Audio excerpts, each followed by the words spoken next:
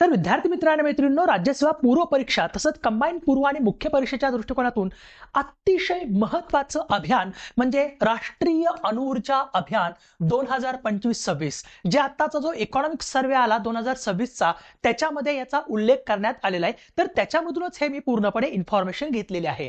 तर राष्ट्रीय अणुऊर्जा अभियान जे आहे ते 2025-26 मध्ये केंद्र सरकारने सुरू केलेलं आहे आणि त्याच्यासाठी 2025-26चं जे पाठीमागचं बजेट होतं त्याच्यामध्ये या नॅशनल न्यूक्लिअर एनर्जी मिशन साठी 20,000 कोटींची तरतूद करण्यात आलेली आहे। तर याच्यामध्ये आपल्याला परीक्षा विमुख काय बघायचं आहे, तर सध्याची जी करंट न्यूक्लिअर एनर्जी कॅपॅसिटी आहे भारताची ती किती आहे, 8,780 मेगावॅट एवढी आहे। तर ती 2047 पर्यंत 100 गिगावॅट म्हणजेच 1,00,000 मेगावॅट पर्यंत नेण्याचं टार्गेट ठेवलेलं आहे। तर हे तुम्हाला तोंडपाठ करून ठेवायचं आहे कधीपर्यंत, 2047 पर्यंत, कारण 2047 पर्यंत आपल्याला विकसित भारताचं स्वप्न पूर्ण करायचं आहे। एवढंच नाही तर development of 5 indigenously design SMR small modular reactor जे आहेत ते इंडिजिनियसली आपल्याला डेव्हलप करायचे आहेत, जे की 2033 पर्यंत त्याचं टार्गेट ठेवलेलं आहे त्याला ऑपरेशनल मध्ये आणायचं, राईट।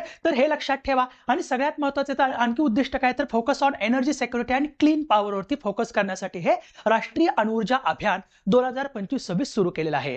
तर आता बघा, दररोज आपण 7 PM ला आपण याच YouTube चॅनलवरती सध्या इकॉनॉमिक्सचे जे कॉन्सेप्च्युअल इकॉनॉमी आहे त्याच्यावरती लेक्चर घेतो, जे लाईव्ह असतं ते तुम्ही जॉईन करा, तुम्हाला 100% फायदा होईल। आणि तुम्हाला कोणताही कोर्स जॉईन करायचा असेल, राईट, किंवा कोणत्याही कोर्स बद्दल इन्फॉर्मेशन माहिती हवी असेल तर या नंबरवरती तुम्ही एनी टाइम कॉन्टॅक्ट करा। सो धन्यवाद।